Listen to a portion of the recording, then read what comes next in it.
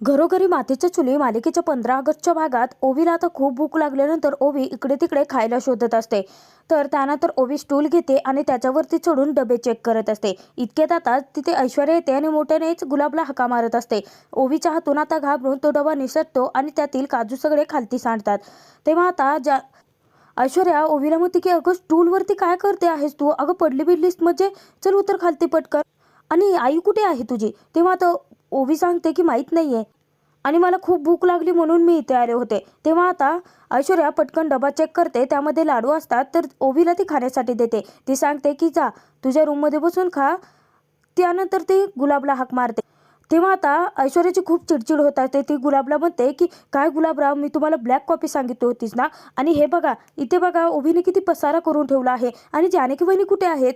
मला दिसतच नाही आहेत त्या.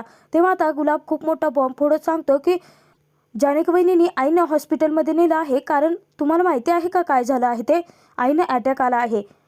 गुलाबच्या तोंडून ती बातमी ऐकताच ऐश्वर्याला मोठा धक्काच बसतो. इतक्यात आता तिथे आजी येते. आजी विचारते की काय रे, काय झालंय? तेव्हा आता गुलाब सांगतो की आईंना अटॅक आलाय.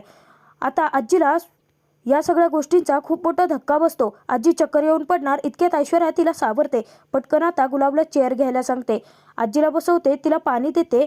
तर घाबरलेली ऐश्वर्या तिथे आता विचारायला लागते की गुलाब, अरे हे सगळं इतकं घडलं आणि तुम्हाला सांगितलं का नाहीयेस? आणि हे सगळं नक्की कसं घडलं? तुला माहिती आहे का काही याबद्दल? तेव्हा आता गुलाब सांगतो की हो, खरं तर मी तुम्हाला रूममध्ये बोलवण्यासाठी आलो होतो, परंतु तुम्ही झोपल्या होत्या. माहिती नाही कसं घडलं, परंतु आई आणि जानकी वहिनी दोघी देवघरात होत्या. अचानकपणे जानकी वहिनीचा आवाज आला ओरडल्याचा, म्हणून मी तिथे पळालो.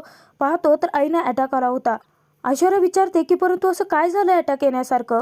गुलाब आता सांगतो की काय झालं माहीत नाही आहे, परंतु अचानकपणे ऋषिकेश दादाचा फोन आला आणि त्यानंतर सारंग दादा सापडत नाही आहे. ती बातमी ऐकताच सुमित्रा आईंना तिथेच अटॅक आला. मग जानकी वहिनी पटकन त्यांना हॉस्पिटलमध्ये घेऊन गेल्या.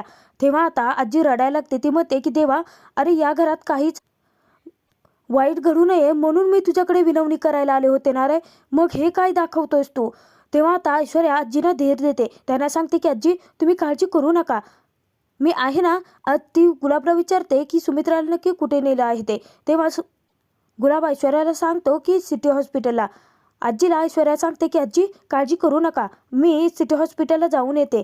तिथे ही जानकी वहिनी एकट्याच असतील. ऐश्वर्या पटकन धाव घेते हॉस्पिटलकडे. आजी आता हात जोडून देवाकडे प्रार्थना करत असते की सारंग आणि सुमित्रा दोघांनाही सुखरूप ठेव. हॉस्पिटलमध्ये जानकी रिसेप्शनकडे गेलेली असते. तेव्हा आता जानकीला तिथे विचारतात की तुम्ही पेशंटच्या नक्की कोण आहात? तेव्हा आता जानकी सांगते की त्या माझ्या सासूबाई आहेत. तेव्हा आता तिथे जानकीला फॉर्म फिल करायला सांगितला जातो. इतक्यात आता जानकीला फोन येतो ऋषिकेशचा. तेव्हा आता जानकी म्हणते की थोड्या वेळाने भरलं तरी चालेल का? तेव्हा आता तिथे होकार दिल्यानंतर जानकी पटकन फोन रिसीव करते. ऋषिकेश आता खूप वैतागलेला असतो, खूप टेन्शनमध्येही असतो. इतक्यातच पाठीमागून ऐश्वर्या आलेले असते. रिसेप्शनवरती ती चौकशी करते.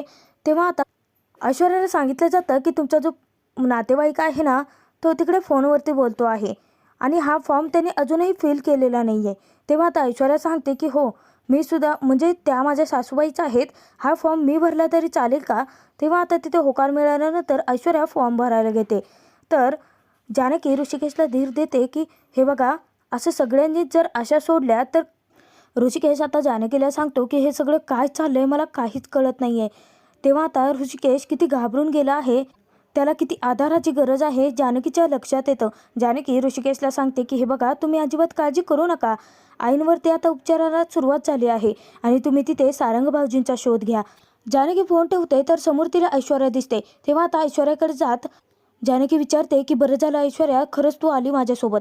तेव्हा आता जानकीला ऐश्वर्या सांगते की अहो वहिनी, परंतु तुम्ही मला काहीच का नाही सांगितलं आणि हे नक्की कसं काय घडलं? तेव्हा आता जानकी सांगते की अगं, मी आई देवघरात बोलत होतो, अचानक आईंच्या छातीत कळ आली आणि मला तेव्हा काही सुचलत नाही. अगं माझ्याकडून फॉर्म भरायचा राहिला आहे. तेव्हा आता ऐश्वर्या सांगते की वहिनी काळजी करू नका, फॉर्म मी भरला आहे. विक्रांत शेरू दोघे आता घरी आलेले असतात. तेव्हा आता आजी तिच्याकडे चुगल्या करायला लागते. आजी सांगते की अगं, सगळ्यांना जानकीचा हट्ट नडला आहे इथे. एकतर सारंग जायला नकोच म्हणत होता, परंतु हिनेच हट्ट धरला जा जा करून. एकतर स्वतःच्या नवऱ्याला विमानाने पाठवलं आणि याला सारंगला ट्रेनने.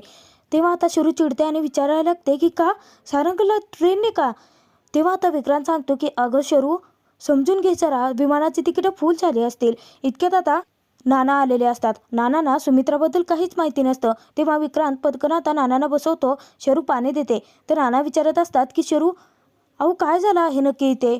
शरू तिथे आता नानांना सांगते की नाना हे बघा, शांतपणे नीट ऐका, अजिबात धक्का घेऊ नका या सगळ्याचा. तेव्हा आता शरू तिथे खूप मोठा बॉम्ब फोडत सांगते की आईला मायला हार्ट अटॅक आलाय. तेव्हा आता नाना धक्क्यानेच उठतात आणि म्हणतात की काय? अगं परंतु हे कसं काय घडलं? तेव्हा आता नाना आजीला विचारतात की तुम्ही कुठे होता, तुम्हाला माहीत नाही का हे सगळं? आजी सांगते की मी तेव्हा देवळात गेले होते. तर शरू सांगायला लागते की जेव्हा हार्ट अटॅक आला होता तेव्हा जानकी वहिनी तिच्यासोबत होती आणि परस्पर जानकी वहिनी तिला हॉस्पिटलमध्ये घेऊन गेली आहे. आणि आता कळलं की ऐश्वर्यासुद्धा तिच्या साथीला गेली आहे. परंतु नाना आपल्या घराचा कारभार बघा ना हो, कोणीच काहीच कसं सांगत नाहीये. आजीने मला वेळेवरती फोन केला म्हणून बरं झालं, इथे काय करणार होते एकटे? तेव्हा आता नाना धीर धरवत नाही. नाना तिथे म्हणायला लागतात की चल, मला आत्ताच्या आता सुमित्राला बघायचं आहे. तेव्हा आता विक्रांत, शरू त्या दोघंही आता नानांना धीर देत सांगतात की नाना काळजी करू नका, आपण जाणार आहोत ना. जात असताना आजी आता शरूला सांगते की शरू मला फोन करून कळव ना. तेव्हा आता शरू सांगते की आजी तू काळजी करू नकोस, गुलाब आजीची काळजी घे, असं सांगून शरू, विक्रांत, नाना सिटी हॉस्पिटलला निघतात. इकडे ऋषिकेश आता पुरता खचून गेलेला असतो. तो आता देवाकडे प्रार्थना करत म्हणायला लागतो की देवा काय चाललं आहे सगळं? एक तर सारंग सापडत नाहीये, धक्क्याने आई आता बेशुद्ध आहे, तिच्यावरती हॉस्पिटलमध्ये उपचार चालू आहेत, कसा शोधू मी सारंगला? इतकेत इन्स्पेक्टर हवालदार तिथे आलेले असतात. तेव्हा आता ऋषिकेश त्यांच्याकडे सारंगची चौकशी करतो. तेव्हा इन्स्पेक्टर सांगतात की आमचे तपास चालू आहेत, आम्हाला काही माहिती मिळाली तर आम्ही कळवूच तुम्हाला. तेव्हा आता ऋषिकेश सांगतो की साहेब माझी अवस्था ना आता इकडे आड तिकडे विहीर झाली आहे. तेव्हा इन्स्पेक्टर विचारतात की काय झालंय? तर ऋषिकेश खूप रडायला लागतो आणि सांगतो की साहेब माझ्या घरून फोन आला होता की माझ्या भावाच्या धक्क्याने आईची तब्येत बिघडली आहे, तिला अटॅक आला आहे आणि ती हॉस्पिटलमध्ये ॲडमिट आहे. इन्स्पेक्टर ऋषिकेशला सांगतात की हे बघा, आता इथे तपास लागत नाही आहे ना, मग तुमची इथे आता काहीच गरज नाही आहे, तुमची खरी गरज तुमच्या आईला आहे, तुम्ही तिकडे जा आणि तसंच काही तपास लागला तर आम्ही तुम्हाला कळवूच. तेव्हा आता ऋषिकेश हात जोडून त्यांना सांगतो की साहेब माझ्या भावाबद्दल काही जरी कळालं तर मला लगेच फोन करा. तेव्हा आता इन्स्पेक्टर होकार देतात. तर ऋषिकेश आता पटकन गाडीमध्ये बसतो आणि तडकपणे निघतो तो सुमित्राकडे. तर इकडे हॉस्पिटलमध्ये जानकी, ऐश्वर्या खूप काळजीत असतात. इतक्यात आता नाना, शरू आणि विक्रांत आलेले असतात. नाना आल्यानंतर आता ऐश्वर्या, जानकी दोघे उठतात. तेव्हा आता नाना म्हणायला लागतात की बरं झालं जानकी, वेळेवरती तू सुमित्राला हॉस्पिटलमध्ये घेऊन आली. तेव्हा आता जानकी सांगते की बरं झालं नाना की मी त्यांच्यासोबत त्यावेळी होते, मला काहीच सुचत नव्हतं म्हणून मी पटकन हॉस्पिटलला त्यांना घेऊन आले. तेव्हा आता तिथे शरू खूप चिडलेले असते. सगळं काही दोष तिने जानकीला दिलेले असतात. ती म्हणते की हे सगळं ना तुझ्यामुळे घडतं आहे, कशाला उगाचच पाठवलं सारंगला ट्रेनने, कशाला बळजबरी करायची तू? विक्रांतला आता शरूचा खूप राग येत असतो, परंतु परिस्थिती समजून घेता विक्रांत शांत असतो. त्यानंतर शरू ऐश्वर्याकडे जाते आणि चारंगची विचारपूस करायला लागते. नाटकी ऐश्वर्या तिथे आता रडायला लागते, जणू काही तिला आता सारंगबद्दल खूपच वाईट वाटतं आहे. तेव्हा आता विक्रांत विचारतो की परंतु हे झालं कसं, घडलं कसं? नाही म्हणजे अचानक अटॅक कसं काय आला? तेव्हा आता जानकी घडला सगळा प्रकार त्यांना सांगायला लागते की कसा ऋषिकेश का फोन आला आणि ऋषिकेशच्या तोंडून बातमी मिळाली की सारंगला शोधण्याची आशा संपवा म्हणून, असं इन्स्पेक्टरांनी त्यांना सांगितलं आहे. आणि याच धक्क्याने सुमित्राला अटॅक आला होता. इतके डॉक्टर नर्स बाहेर आल्यानंतर नाना तिकडे पटकन जातात आणि विचारतात की काय झालं, कशी आहे सुमित्राची तब्येत? तेव्हा आता डॉक्टर आनंदाची बातमी देतात. ते सांगतात की त्यांना शुद्ध आले आहे. जानकी, खरंच तुम्ही वेळेवरती त्यांना घेऊन आलात म्हणून काही निभावलं आहे. जानकी तिथे आता विचारते की डॉक्टर आम्ही भेटू शकतो का त्यांना? तेव्हा आता डॉक्टर होकार देतात. तर कारस्थाने ऐश्वर्या पटकन आता पुढे जाऊन तिथे जानकीच्या विरोधात सुमित्राला फितवायला बघते आणि जाऊन आता रडण्याची नाटकं करत म्हणायला लागते की आई, अहो हे सगळं काय झालं आहे हो, अचानक कसं काय तुम्हाला अटॅक आला? जानकी बहिणीने साधी हाकसुद्धा मला मारली नाही. एकतर आता सारंग सापडत नाही आहेत, माझ्या डोक्यावरती इतका डोक्याचा डोंगर आहे आणि सगळ्यामध्ये मला तुमची गरज आहे आणि तुम्हीच अशा आई प्लीज लवकर बऱ्या हो ना, असं म्हणून आता कारस्थानी ऐश्वर्या नाटकं करत उगाच रडायला लागते. तर सगळ्यांना आता ते नाटक खरं वाटत असतं. तेव्हा आता शरूसुद्धा फसते आणि शरू सांगायला लागते की अगं ऐश्वर्या तू धीर नको ना सोडू, हे बघ तू जर अशी रडत राहिली तर आई काळजीत राही ना गं, तिला बरं व्हायचं आहे ना. इतक्यात आता नाना येतात आणि सुमित्राला सांगतात की हे बघ तू अजिबात धीर सोडू नकोस, सगळं काही ठीक होईल. तेव्हा आता ऑक्सिजन मास्क काढून सुमित्रा तिथे आता सारंगबद्दल चौकशी करायला लागते. तर तिथे जानकी सांगते की अहो आई, तुम्ही काळजी करू नका, हे गेले आहेत ना शोधायला, ते सारंगला परत घेऊन येतील आणि ते यायले तुम्हाला भेटायला. तेव्हा आता सुमित्रा चिडते आणि म्हणते की कशाला, त्याला सांग की सारंगला शोधल्याशिवाय घरी परत येऊ नकोस. तेव्हा आता सुमित्राला त्रास होत असतो आणि शेरू आता जानकीवरती चिडते. तिला सांगायला लागते की अगं बहिणी, तू बोलूच नकोस आईशी, कळत नाही आहे का, तुझ्यामुळे त्रास होतोय तिला. तेव्हा आता जानकी सगळं काही अपमान सहन करते आणि तिथे सुमित्राला सांगते की आई, तुम्ही काळजी करू नका, मी जाऊन पटकन यांना तसं सांगते. नर्स आल्यानंतर पटकन आता ऑक्सिजन मास्क लावते आणि तिथे सर्वांना सांगते की पेशंटला त्रास होतोय, तुम्ही जास्त बोलू नकात ना त्यांच्याशी. इकडे ऋषिकेश आता सुमित्राची भेट घ्यायला निघालेलाच असतो. तेव्हा आता गाडीमध्ये ऋषिकेश विचार करतो की देवा, हे काय चालू आहे, माझ्या घरच्यांना जर कोणाला काही त्रास झाला तर मला नाही सहन होत. एकतर माझा भाऊ सारंग तुम्हाला भेटत नाही आहे आणि आईची ही अवस्था आहे, दोघांनाही सुखरूप ठेव, असं प्रार्थना करत असताना अचानकपणे आता जानकीचा फोन येतो. तर ऋषिकेश पटकन आपले पाणावलेले डोळे पुसतो. तर जानकी सांगते की ऋषिकेश, फोन रिसीव्ह केल्यानंतर जानकी आनंदाची बातमी देतो ऋषिकेशला की सुमित्रा शुद्धीवर आली आहे.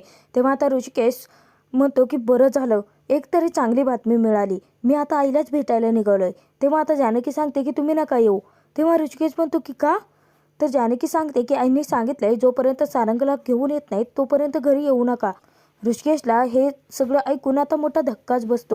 तेव्हा आता ऋषिकेश हताश होतो, निराश होतो आणि जानकीला सांगतो की काय करू मी जानकी आता. तेव्हा आता जानकी सांगते की ऋषिकेश, तुम्ही सारंग भाऊजींना घेऊन परत या, म्हणजे आईंचा जीव अडकला आहे ना त्यांच्यात, आपण त्यांच्या मनाप्रमाणे सगळं करूयात. तेव्हा आता ऋषिकेश सांगतो की बरं ठीक आहे. त्यानंतर जानकी ऋषिकेशला धीर देत म्हणते की तुम्ही स्वतःची काळजी घ्या आणि देव आपल्या पाठीशी आहे. जानकी ऋषिकेशला सांगते की माझा पूर्ण विश्वास आहे तुमच्यावरती, तुम्ही सारंग भाऊजींना घेऊनच परत याल. त्यानंतर ऋषिकेश आता फोन ठेवल्यानंतर गाडी परत हॉस्पिटलकडे वळवतो. तर इकडे जानकी सुमित्राला सांगायला येते की मी ऋषिकेशला सांगितलं आहेस, ते सारंग भाऊजींना घेऊनच परत येतील, तुम्ही ठीक आहात ना.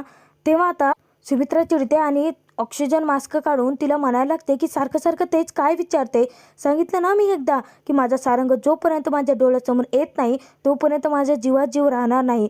आणि ती जानकीचा हात झटकते. तर त्याच हाताला आता सलाईन लावल्या असल्यामुळे ऐश्वर्या पटकन उठून तो हात पकडते आणि तिथे सुमित्राला सांगते की अहो आई, असं का करताय. ऐश्वर्याला खरं तर हेच हवं असतं की फक्त सुमित्राने जानकीचा ऋषिकेशचा तिरस्कार करावा आणि त्यांना घराच्या बाहेर हकलवून द्यावं. आणि तिथे ऐश्वर्याच्या प्लॅनप्रमाणे एक एक टप्पा पूर्ण होत असतो. तर ऋषिकेश इकडे खूप काळजीमध्ये असतो. ऋषिकेश आता एक बाजूने सुमित्राचा विचार करत असतो आणि एका बाजूने सारंगचा. तर आता तो विचार करतो की सारंग कुठे आहेस रे तू, सगळं काही होत्याचं नव्हतं होऊन बसलं आहे. इतक्यात आता समोर एक माणूस गाडीच्या आडवा आलेला असतो. तेव्हा आता ऋषिकेशला तो विनंती करायला लागतो की एका माणसाला हॉस्पिटलला घेऊन जायचं आहे, साहेब प्लीज चला तुम्ही आमच्यासोबत. तेव्हा आता ड्रायव्हर सांगतो की कशाला दादा उगाचच, चला जाऊयात. तेव्हा आता ऋषिकेश सांगतो की अरे अडचणीत आहेत ना, आपल्याला मदत करावी लागेल. तेव्हा आता ऋषिकेश पटकन उतरतो आणि त्यानंतर जे काही पेशंट असतं त्याला घेऊन ऋषिकेश त्याच्या गाडीमध्ये बसवतो. तर तो पेशंट दुसरा तिसरा कोणी नसून सारंग स्वतः असतो. त्याच्या डोक्याला जबरदस्त मार लागलेला असतो. नियतीने अखेर आता सारंग ऋषिकेशची भेट घडवलेली असते, परंतु ऋषिकेशचं त्याच्याकडे लक्षच नसतं. हा भाग इथेच संपतो. पुढील भागात आपण पाहणार आहोत की ऋषिकेशने आता त्या पेशंटला हॉस्पिटलमध्ये तर आणलेलं असतं. तेव्हा आता सारंगच्या तोंडावरील ते पांघरून हटवतात. डॉक्टर आता सांगायला लागतात की अरे बापरे, या पेशंटची कंडिशन खूपच क्रिटिकल आहे, आपल्याला यांच्यावरती त्वरित उपचार करावे लागतील.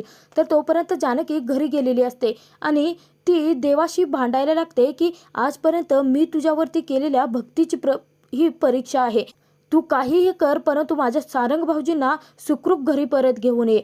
तेव्हा आता गणपती बाप्पाने फूल पाडून आशीर्वाद दिलेला असतो, कौल दिलेला असतो जानकीला. तर इकडे अचानकपणे हॉस्पिटलच्या लाईट जातात. तेव्हा आता ऋषीचा हात अचानक सारंगच्या हातावरती पडतो. सारंग तो हात आता घट्ट पकडून ठेवतो. जेव्हा आता लाईट येतात तेव्हा ऋषीचं लक्ष अचानक सारंगकडे जातं. पाहतो तर समोर सारंग असतो. नियतीने अखेर आता दोन्ही भावंडाची भेट घडवून आणलेली असते. सारंग आता ऋषिकेश सारंगला वेळेवरती वाचवून त्याला सुमित्राच्या नजरेसमोर कसं घेऊन येणार हे पाहणं खूप मनोरंजक ठरणार.